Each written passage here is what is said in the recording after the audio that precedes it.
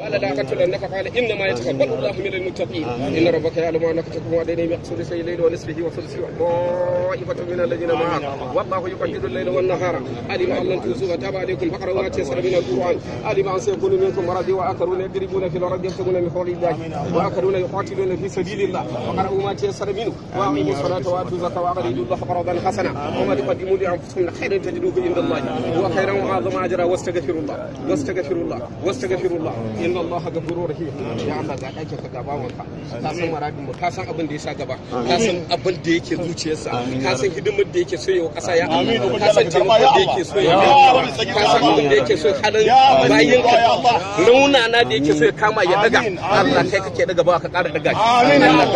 Allah ka kiyaye mana shi ka ba shi nasara ka taimake shi cikin tafiyarsa ka shi kamar maradin sa ka ba shi kariya cikin dukkan lamarin sa Allahumma taqaddam min zambika ma ta'akhkhara ويتم نعمته عليك ويتم نعمته عليك